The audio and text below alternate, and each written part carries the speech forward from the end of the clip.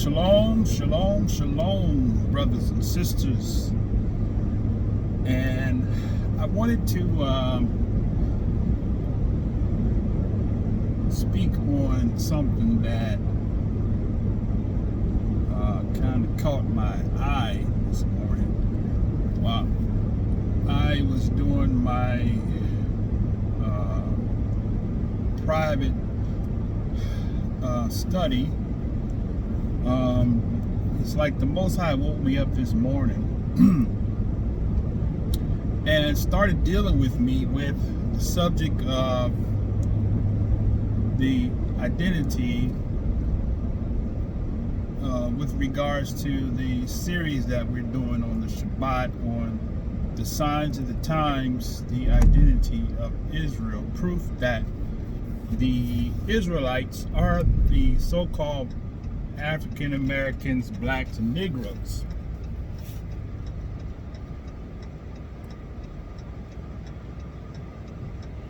And so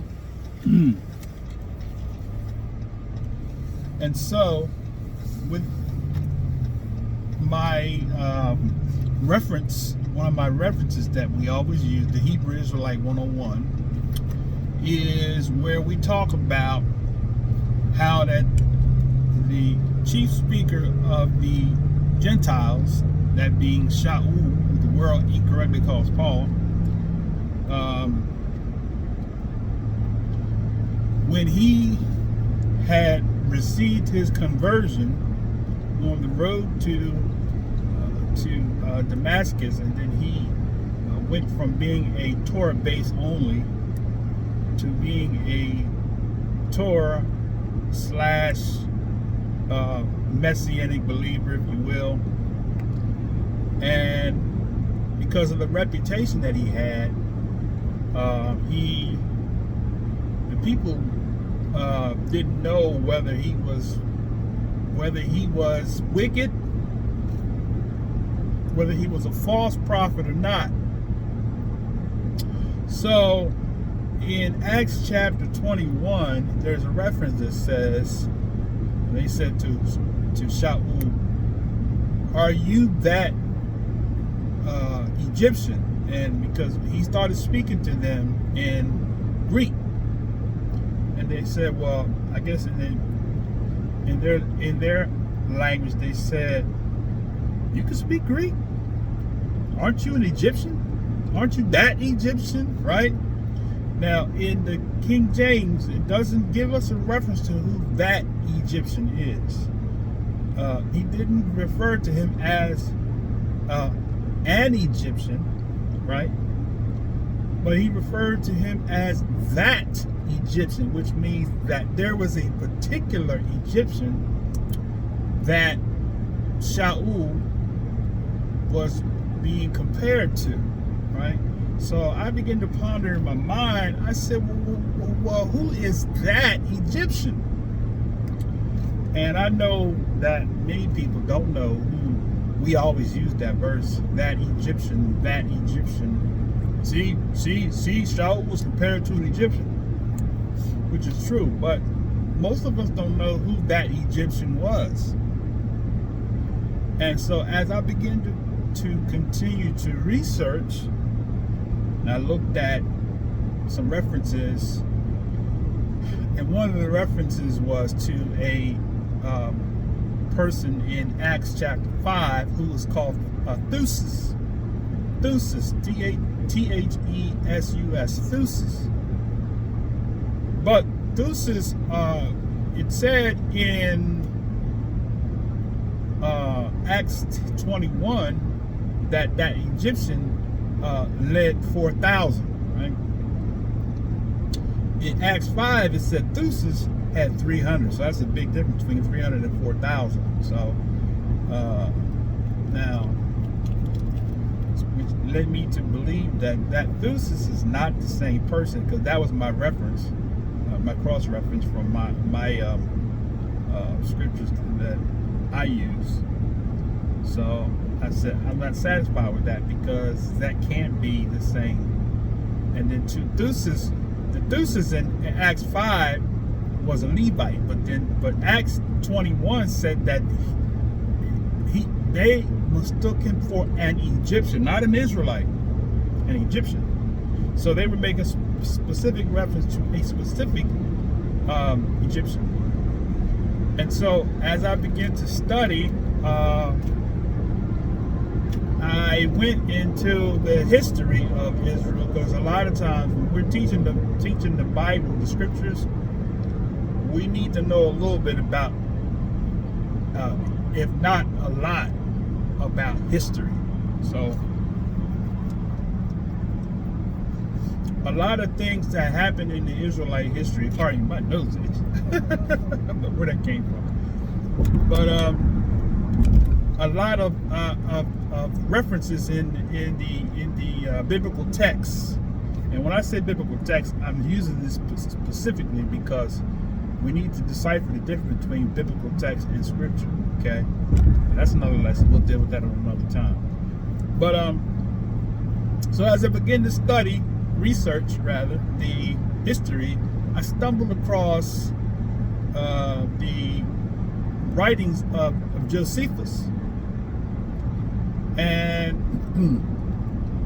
it led me to the Antiquity of the Jews, and I'm using that that's what they call it. So I'm just going to use what they call it, but not to confuse anybody. But so the Antiquities of the Jews in chapter 13 of book 2, it talks about an Egyptian. He was a false prophet. It said he was a false prophet that led a revolt against the Roman government and had thousands of people killed. He led thousands. I think it was something like, don't quote me, but I think it was, I just say it was thousands. Okay, so it was up there in the thousands. It might have been 40,000 or so forth, but people were following him, and they had went to challenge the Roman government that had taken over control over Israel. So that's who that Egyptian was. Now, in my research, I was looking to see if anyone actually had addressed that in a video, and why Shaul was compared to an Egyptian. So I stumbled across someone who was not an Israelite, but a Christian apologetic, I guess he was, and he was basically attacking the doctrine, especially that particular verse that is used to say that Shaul was black because he was compared to an Egyptian. And in his presentation, he talked about, he Googled Egypt and Israelis and showed that the people in Egypt and Israel today look like white people. And so he said, so that was his thesis, that the Egyptians weren't black, they were white, they looked like the people that are there today, right? Now, the interesting thing to me was, it kind of, to me, made me look at him to say either he's ignorant or he's purposely, willfully misleading people. So I don't know, I can't judge the man, but all I know is that I learned in history that the Egyptians that are there today are there as a result of what I learned called the Crusades. Okay, the Crusades, which was a war of the Christian Catholics as an attempt to dominate the region that the Arabs who came from the east, and these are not the Afro-Arabs, but these are the Euro-Arabs, right? Kurds, right? Turks and Kurds, right? And so you can't compare the people in Egypt and Israel today to the biblical Israelites, because if you know history, you understand that it was, I believe, and I may talk about this on the lesson and go into detail, but the Muslims actually invaded Egypt. Everybody was invading Egypt. The Greeks invaded Egypt. And then two, another thing is that in the scriptures, it talks about that the original Egyptians, and I'll give you a reference, the original Egyptians, let's see if I can get it. All right. The original Egyptians, according to Ezekiel chapter 29, the Most High had scattered the original Egyptians, just like he scattered Israel. That was part of their judgment for what they did to the children of Israel. But Most High scattered them to the four corners, and then he brought a remnant back, and he said that the remnant would be a base kingdom, that their kingdom would never rise again, that they would be a base kingdom. And so they are, to this very day, subservient to the Euro Arabs that came into the region, that have dominated the religion and the culture. Henry Louis Gates, if you heard of him before, did a series of videos on the African wonders, and he went into one of the. See, what people don't understand is that Egypt consisted of not just northern, but it was upper and lower, which is the biblical name Mizraim.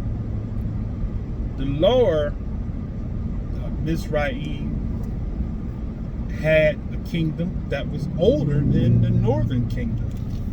In the biblical times, there was a king named Tarhaka who was the ruler, and those people are actually Nubians. And Henry Louis Gates did a documentary on them. He actually visited a place in Kemet that we don't classify as Kemet anymore. They call it Nubia, the kingdom of Nubia, right? And those people are still there, and they was complaining and talking about how that the government that's in charge has dominated and suppressed them, just like they suppress us here in the Americas. Okay, so if you're going to teach the truth, then you've got to teach the truth and not teach a lie, and say that you don't recognize the history that you taught us, your people taught us, that my phone is jumping here, the truck is moving. Okay, let me hold it. So this is still jumping. I'm on a back road, a bumpy back road. But if we're going to teach the truth, we got to teach the truth from the reality perspective, and not teach a lie, because so many people, especially now, don't want this truth to go out. And so what they target is, they target Israelites that who have a racial overtone in their doctrine and delivery, and has the appearance of a black supremacist. And That's not what the Most High gave us as Israelites. He didn't call us to be black supremacists, right? He called us to be priests to the nations, right? Anybody that wants to embrace the covenant of Israel is welcome. That's what the Most High called Abraham to be the father of many nations. So when we teach the truth and the reality that the so-called black man is Israelite, that's really a benefit to you if you are a believer of the Bible. I mean, I would pray that you would want truth and not lies. Incidentally, and I'm gonna cut this video short, is that incidentally is the son Japheth, his name means to delude. And to delude, do you know what delude means? It means to deceive, to deceive, right? To deceive by misleading people into believing a lie. And that's what the sons of Japheth have done and continue to do, is to mislead us into believing the lies and not believing the truth. Because listen, the reality of the matter is we are coming on the close of the Gentile reign, and the Messiah is soon to return to establish the kingdom of Yah on earth, not in heaven, on earth, to rule for 1,000 years and to make these heathens and other nations that reject the Most High, his laws, statutes, commandments, as well as his people who are hated by all nations. And you know it, and many of my Christian friends know it. They know we're hated by all people, but yet they haven't connected the dots to find out why people hate us. The Messiah said it. He said, "You shall be hated by all nations." You was taught to believe that's talking about the Jews. Aren't the Jews hated by all nations? Well, let me put it this way.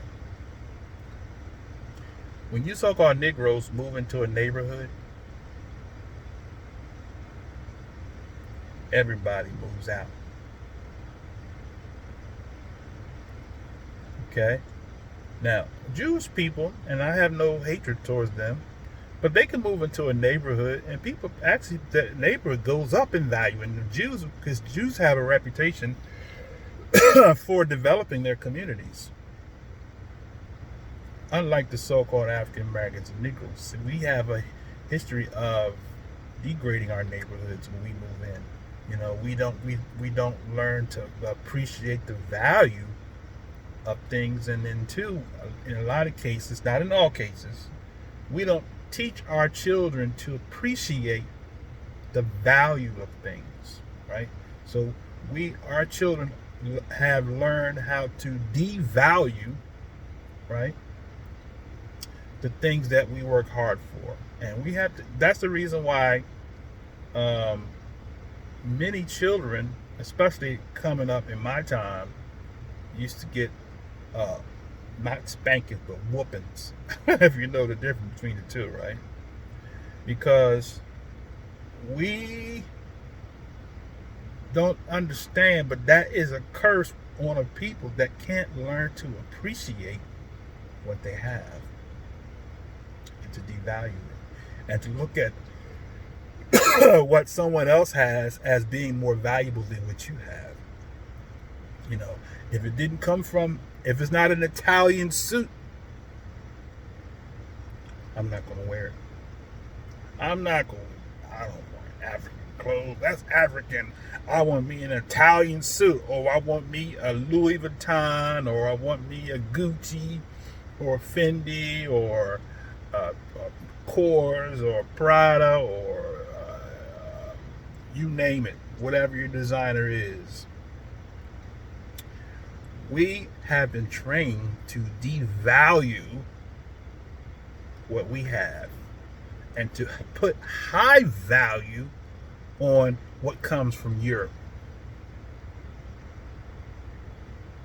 Okay? So I just thought I would just throw that out there.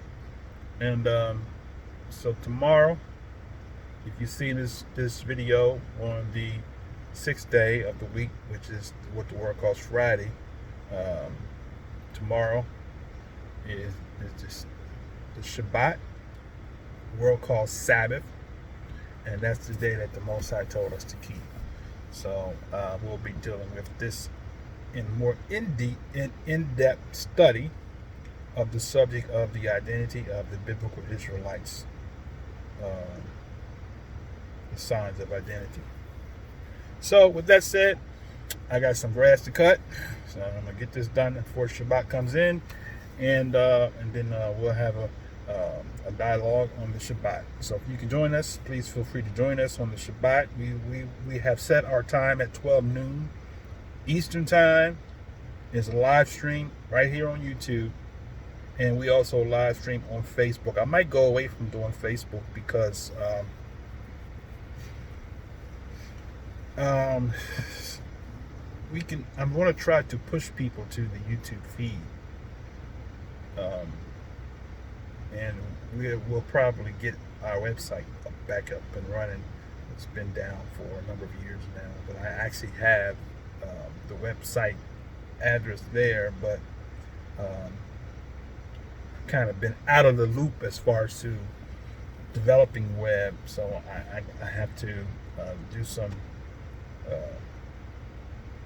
brushing up my knowledge on the subject of web building, and then we'll get it up and running. So anyway, praise the Most High for this time sharing with you all, and pray that you all have a blessed Shabbat. Prepare yourself.